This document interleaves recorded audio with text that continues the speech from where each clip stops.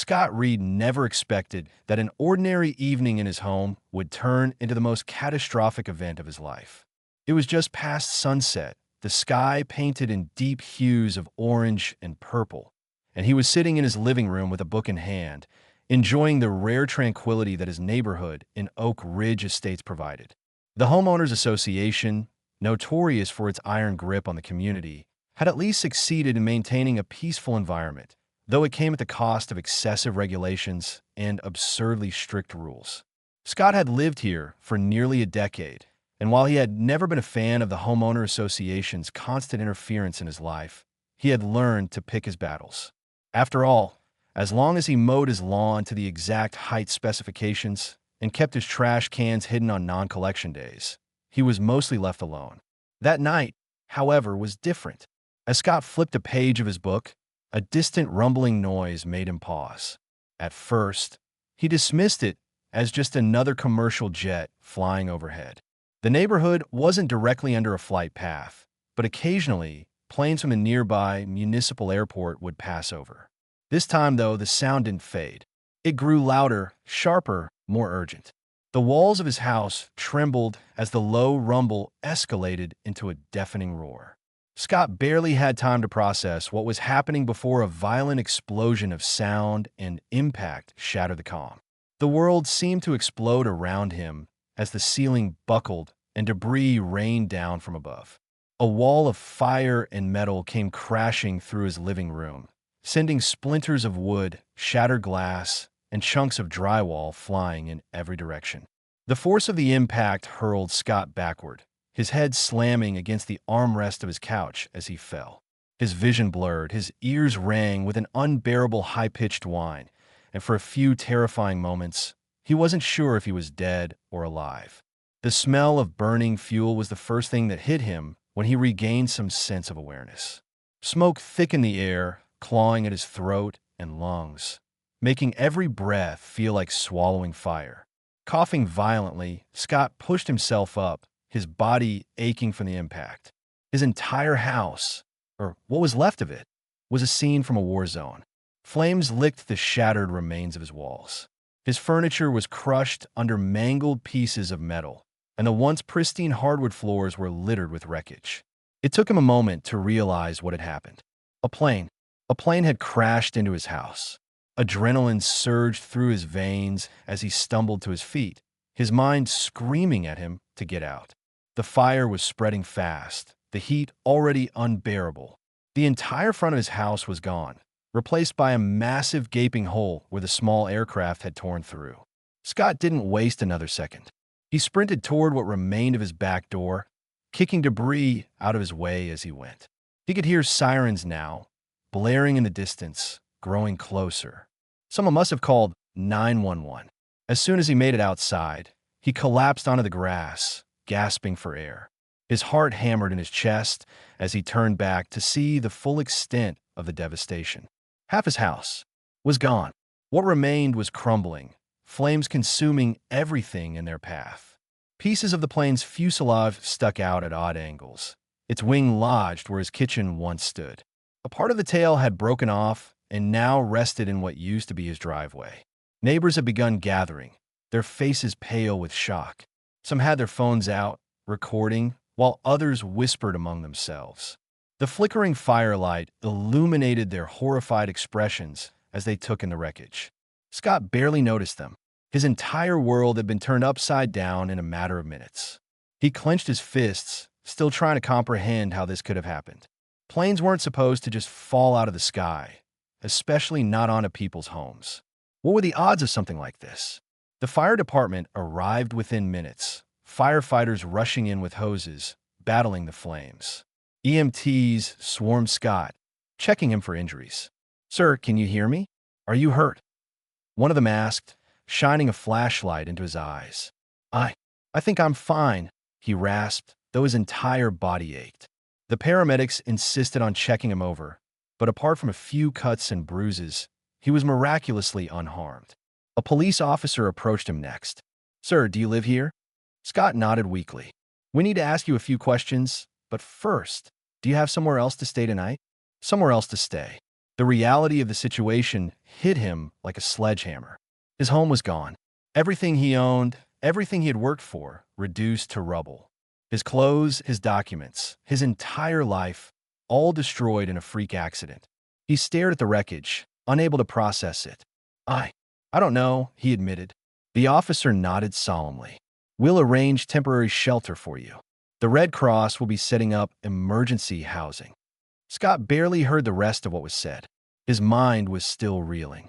He should have been relieved to be alive, but as he looked around at the flames still crackling, the jet fuel still burning, he knew that his nightmare was only just beginning. He had no idea just how much worse things were about to get. The smell of smoke still clung to Scott Reed's clothes as he sat in the temporary hotel room provided by the Red Cross. It had been 3 days since the plane had crashed into his house, reducing his life to rubble. The events played over and over in his head like a horror movie he couldn't turn off. The deafening roar, the explosion, the sheer terror of escaping the inferno. Now he was left with nothing but a handful of belongings, a headache that wouldn't go away, and an endless stream of paperwork from his insurance company. Despite everything, Scott tried to remain hopeful. The authorities had assured him that the pilot, who had been the only one aboard the aircraft, hadn't survived the crash. And while the investigation was ongoing, the general consensus was that it had been due to mechanical failure. His insurance company had also confirmed that they would cover the damages, at least in theory. Bureaucracy moved at a snail's pace, and in the meantime, Scott was in limbo. He had barely begun wrapping his head around what rebuilding his home would entail when he received the letter. It was a crisp, cream-colored envelope with the Oak Ridge Estates Homeowners Association logo stamped in bold lettering at the top. Scott recognized it instantly, and his stomach twisted into a knot before he even opened it. He had dealt with the Homeowners Association before, though only for minor issues, an unauthorized holiday decoration once, a warning about his trash cans being visible. From the street, absurd little power plays that he had mostly ignored. This, however, was different. With a sinking feeling, he unfolded the letter and began to read. Dear Mr. Reed, it has come to the attention of the Oak Ridge Estates Homeowners Association that your property at 1417 Maple Crest Lane has been left in a state of severe disrepair, negatively impacting the aesthetic integrity of our community. As you are aware, Oak Ridge Estates maintains strict guidelines to uphold neighborhood standards and protect property values. Your property, in its current state, does not meet these guidelines and is in clear violation of multiple homeowner association regulations. To rectify this issue, you are required to submit reconstruction plans for your home within the next 14 days. These plans must adhere to the Oak Ridge Estates architectural standards and be approved by the Homeowners Association Board before any construction may begin.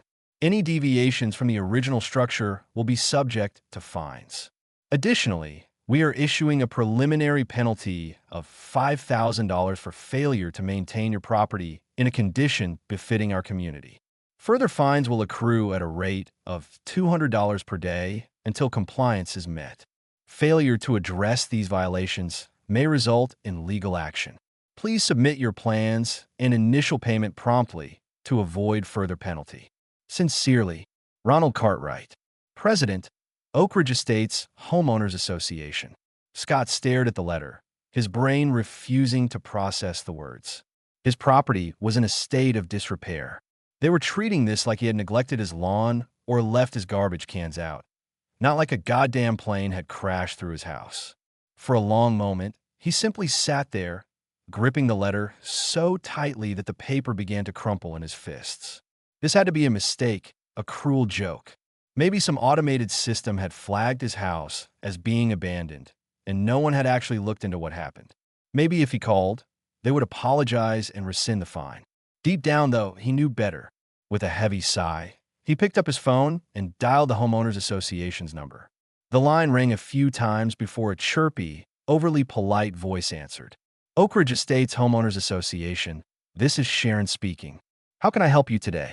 Scott gritted his teeth. This is Scott Reed. I just got a letter from you guys about my house, the one that had a plane crash into it. There was a pause. Let me pull up your file, Mr. Reed. He could hear the sound of typing on a keyboard. Then, after a few seconds, she spoke again. Ah, yes. I see the violation notice here. Are you calling to submit your payment, or do you need assistance with the reconstruction guidelines? Scott blinked. Am I what? No. I'm calling because this is ridiculous. My house was destroyed by an airplane. What exactly do you expect me to do? Well, Mr. Reed, she replied in a tone that suggested she was reading off a script. Oak Ridge Estates has strict community standards, and all properties must be maintained in accordance with homeowners association regulations. If you require assistance in finding a contractor who meets our specifications, we can provide recommendations. Are you listening to me? Scott said, his voice rising. My house didn't burn down because I left the candle unattended. A plane crashed into it. I don't even have a place to live right now, and you're telling me I owe $5,000 because my lot doesn't look pretty? Sir, I understand this must be a frustrating time for you, but the rules apply to all residents equally, Sharon said, her tone still infuriatingly chipper. You'll need to submit your reconstruction plans within the next 14 days to avoid further penalties. Scott felt like his blood pressure was skyrocketing. He had been dealing with insurance headaches, struggling to figure out how to put his life back together. And now this? You know what? He said finally. I need to speak to someone in charge. Give me the Homeowners Association president. Mr. Cartwright is unavailable at the moment, she replied smoothly, but I'd be happy to schedule an appointment for you. Yes, Scott snapped. Do that. As he hung up, he could feel his hands shaking from sheer frustration. He had heard horror stories about homeowners associations, but this was beyond anything he could have imagined. It wasn't just incompetence, it was willful extortion. And for the first time since the crash, Scott wasn't just exhausted or overwhelmed. He was angry, and he was going to fight back.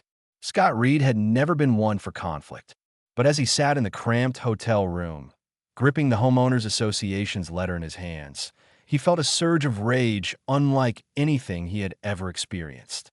The sheer audacity of it was almost laughable. Almost. They had fined him for not maintaining his property, a property that no longer existed.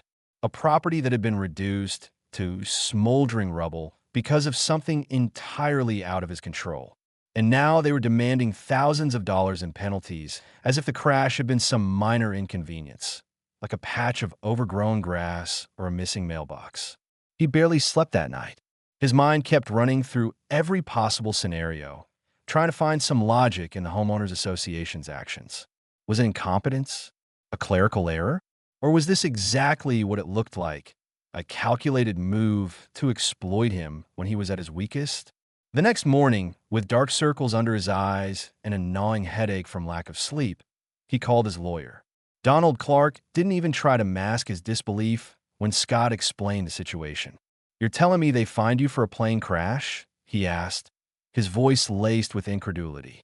I've seen some insane homeowner association cases, but this is a new level of stupid. Scott wasn't in the mood for jokes. Can I do this? He asked. Legally, I mean. Donald let out a slow exhale, rubbing his temples. Homeowner associations operate under their own bylaws, which homeowners agree to when they move in. But those rules aren't above state or federal law. Fining you for something beyond your control, especially something this extreme, is legally questionable at best and outright harassment at worst. He paused. We can fight this. First, we'll send them a formal dispute letter demanding they rescind the fines. If they don't back down, we take this to the state housing board, maybe even the media. Trust me, once people hear about a guy losing his home to a plane crash and then getting harassed for it, public outrage alone might be enough to make them fold. Scott felt a flicker of hope, but it was buried under layers of exhaustion and anger. He gave Donald the green light to draft the letter, and within an hour, it was sent to the Homeowners Association. Now, all he had to do was wait. 2 days later, the response came, and it was worse than he had expected. The Homeowners Association had not only refused to drop the fines, but they had doubled down. The letter was filled with bureaucratic nonsense, but the core message was clear. The destruction of his home had negatively impacted the aesthetic integrity of the community, and unless he submitted reconstruction plans within 2 weeks, he would continue accruing daily fines. Scott couldn't believe what he was reading. They were treating this like he had chosen to let his house rot instead of acknowledging that a goddamn airplane had destroyed it. He didn't care about their community standards. His home had been obliterated, and instead of offering support, they were trying to squeeze money out of him. It was beyond infuriating. He stormed into Donald's office, practically throwing the letter onto the desk. "They're not backing down," he said through gritted teeth. They don't care about the law. They just want money." Donald read the letter, his expression shifting from disbelief to something colder, more calculating. "They just made a huge mistake," he muttered. Scott frowned. "What do you mean?" "They just admitted in writing that their main concern is property values, not community welfare. That means they're enforcing rules for financial gain, not actual safety or upkeep. That's legally shady as hell." He leaned back in his chair, tapping his fingers against the desk. "All right, plan B." Scott crossed his arms. "Which is?" "We go public." That night, Donald helped Scott send the story to every major news outlet in the city. It didn't take long for it to explode. The headline spread like wildfire. "Plane crash survivor fined by homeowner association for losing his home." Thousands of people flooded the Homeowners Association's Facebook page with outrage, calling them heartless, corrupt, and demanding answers. Local news stations picked up the story, and soon, reporters were showing up at the remains of Scott's property, broadcasting live from the wreckage. The Homeowners Association, which had been so quick to demand fines, suddenly found itself under the harsh glare of public scrutiny. Scott watched it all unfold with a grim sense of satisfaction. They had wanted to intimidate him into compliance. Instead, they had walked straight into a PR nightmare. Scott had never imagined that one day he would become the face of a public scandal. But as he watched his story spread like wildfire across the news and social media, he realized that this was no longer just about him. The Homeowners Association had made a fatal mistake by doubling down instead of backing off. And now the entire country was watching. News outlets ran with the absurdity of the situation. Plane crash victim fined for losing his home. Homeowner Association from hell harasses man after tragedy. When a plane destroys your house, and the Homeowner Association destroys your life. Within hours, Homeowner Association representatives found themselves swamped with interview requests, but none of them wanted to speak. Their silence only made things worse. The local news station had sent a reporter, a sharp and relentless woman named Lisa Hartman, to cover the story. She had been the first to arrive at the wreckage, standing in front of the charred remains of Scott's house. As the camera rolled, behind me, she said, "Is all that's left of what was once a home." Scott Reed, the man who lived here, lost everything when a private aircraft crashed directly into his house. But instead of support, the Oak Ridge Estates Homeowners Association decided to fine him thousands of dollars for failing to maintain community standards. She turned to Scott, who stood beside her, arms crossed, jaw clenched. "Mr. Reed, what do you have to say to the Homeowner Association's response?"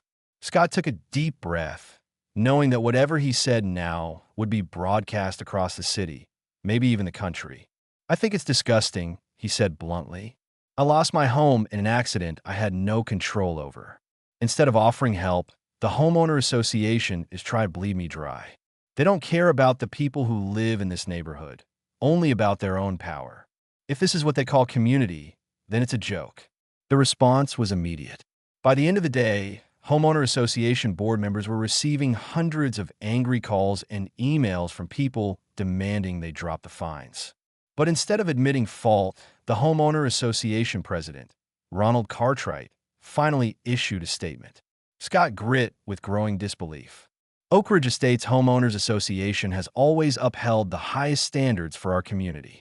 While we sympathize with Mr. Reed's unfortunate situation, we must enforce the rules consistently to preserve the integrity of our neighborhood.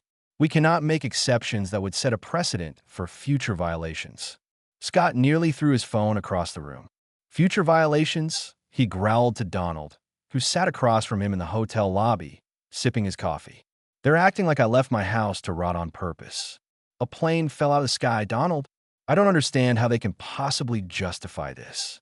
Donald chuckled darkly. "They're playing damage control. but they're doing it badly. That statement reads like it was written by a lawyer trying to avoid a lawsuit while still keeping their cash grab intact. But guess what? We're not backing down. The legal battle began in earnest. Donald filed an official complaint with the State Housing Board, citing harassment and unlawful fines. Meanwhile, Scott took his fight directly to the community. He posted flyers around the neighborhood, warning other homeowners that the homeowner association was prioritizing property values over actual human lives. He knocked on doors, spoke to neighbors, and gathered signatures for a petition demanding the immediate removal of the fines.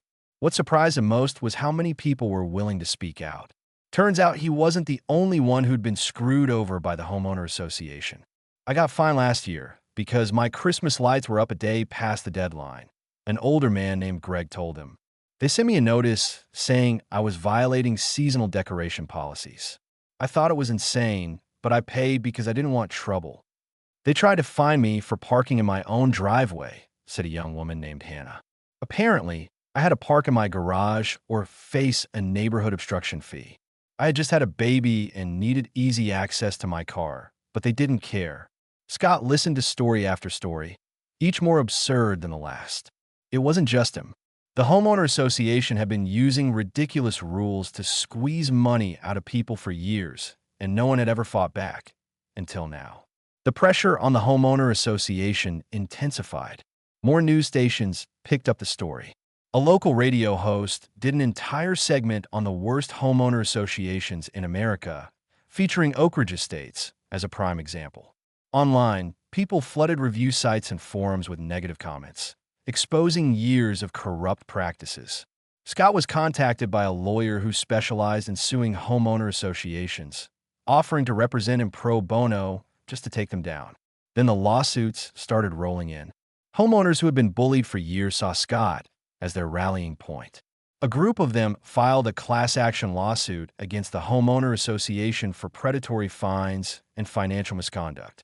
The state attorney general's office opened an investigation into the homeowner association's financial records, suspecting mismanagement and fraud.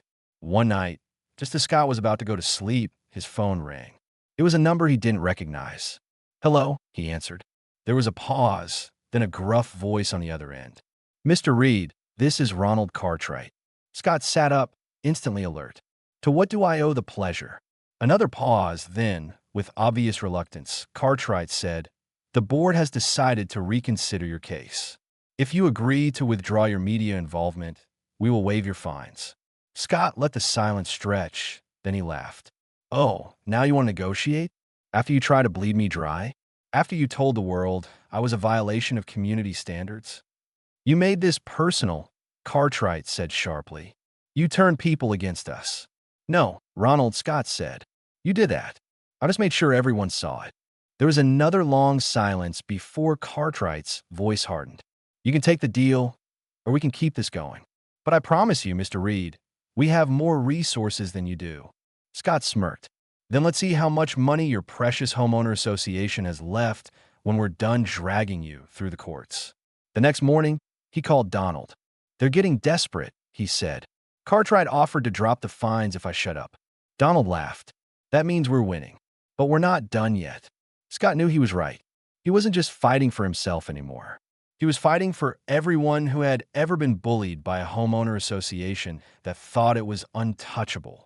And he wasn't going to stop until they were taken down for good. Scott had always heard that power-hungry homeowner association boards never back down easily. But he had underestimated just how far they were willing to go. After his conversation with Ronald Cartwright, the president of the homeowner association, he knew one thing for certain. The board was desperate. They were trying to cut their losses, hoping that a quiet settlement would make everything disappear, but Scott had no intention of backing down. He had come too far, and now it wasn't just about his house. It was about standing up to the kind of bureaucratic tyranny that had made countless homeowners feel powerless. The very next morning, Scott and Donald drafted their next move. They weren't just going to refuse the settlement offer. They were going to escalate. Donald filed an official civil suit against the homeowner association for fraudulent fines, harassment, and emotional distress, citing their reckless disregard for the circumstances of the plane crash. But the real blow came when the state attorney general's office launched a formal investigation into the homeowner association's financial practices. It turned out that Scott's case had drawn the attention of government watchdogs, who had begun looking into the homeowner association's past violations. What they found was shocking. Over $1,200,000 in unexplained administrative fees taken from homeowners over the last 5 years, countless shady fines, and multiple instances of funds being misappropriated by board members. In short, the homeowner association had been scamming the community for years, and Scott's battle had simply exposed their corruption to the world. Scott, however, was still in the thick of it. The media firestorm continued, and the pressure on the homeowner association reached a breaking point. Every day, new headlines emerged. Homeowner association under investigation for financial fraud, Oak Ridge Estates president accused of embezzlement, and homeowners demand resignation of entire homeowner association board. Scott watched with satisfaction as public outrage turned into real consequences. The community, once afraid to speak up, now openly protested the homeowner association, demanding their resignation. Then the unthinkable happened. Ronald Cartwright resigned. The official statement cited personal reasons, but everyone knew the truth. He had been forced out before he could drag the homeowner association down any further. It didn't stop there. 2 other board members also stepped down, likely trying to escape the legal storm heading their way. The homeowner association had gone from untouchable overlords to a collapsing house of cards. For Scott, though, the fight wasn't over. He still had to rebuild his home. The fines were officially dropped, but the damage had been done. His insurance company was still tangled in paperwork, and every step forward felt like a battle. But this time, he wasn't alone. Neighbors who had once been strangers now stopped him in the street to thank him. Some offered to help with legal fees. Others simply wanted to shake his hand and tell him that he had done what they had always been too afraid to do: stand up to the homeowner association and win. Months passed, and slowly, things began to settle. The homeowner association, now under new leadership, had been stripped of much of its power. The aggressive fines, the absurd rules gone. Scott worked tirelessly to rebuild his home, this time on his terms. No more ridiculous aesthetic regulations. No more homeowner association interference. It took nearly a year, but when he finally moved back in, it wasn't just about reclaiming his house. It was about reclaiming his life. On the day of his return, his new neighbors, many of whom had been victims of the homeowner association's corruption, threw him a celebration barbecue. They laughed, drank, and shared stories of their own run-ins with the old board. Scott, for the first time in a long while, felt at peace. As the sun set over the newly rebuilt home, he stood on his porch, looking out at the community that had once been ruled by fear. Now, there was a sense of freedom, of relief. The homeowner association had tried to destroy him, but in the end, they had destroyed themselves. Scott had won, and he had made sure that no one in Oak Ridge Estates would ever be bullied by a homeowner association again.